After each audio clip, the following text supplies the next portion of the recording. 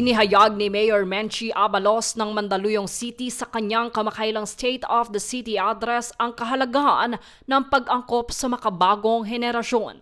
Dito kanyang inihayag na dapat itong magamit sa paraang progresibo, makatao, may integridad at nagsusulong ng disiplina sa komunidad. Dito kanyang inilahad ang epekto nito sa pagpapataas ng kita ng pamahalaan.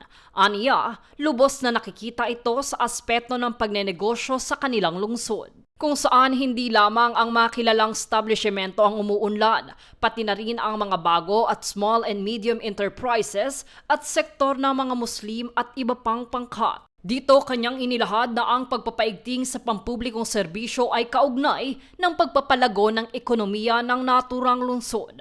Naayon pa sa Philippine Statistical Authority o PSA, nakapagtala ng tinatayang higit sa 6% ng Gross Domestic Product o GDP sa taon ng 2024 o higit sa 320 billion pesos, kung saan inaasahang lumago pa ito sa higit 339 billion pesos sa darating pang taon. Kaugnay nito, suportado din ang mga teknolohiyang gagamitin ng mga guro sa kanilang mga trabaho at karagdagang buwanang allowance para sa kanilang kapakanan. Bukod pa rito, sinigurado rin ang pagtugon sa mental health ng mga mamamayan.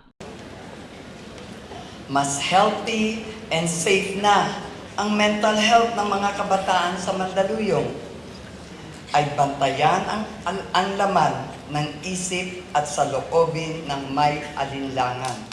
Sa pamamagitan ng kanilang programa, layong pangalagaan ang mga nakakaranas ng pagkabalisa at iba pang issue at sugpuin ito sa pamamagitan ng treatment, consultation at psychotherapy session sa Neuroscience Center ng lungsod. Sa kabuuan, ayon sa alkalde, sa kabila ng progresong isinusulong ng Mandaluyong, kanilang sisiguraduhin higit sa lahat ang kaligtasan at kapayapaan, maging ang pagpapanatili sa pagkilala ng lungsod bilang bahagi ng top livable cities in Metro Manila.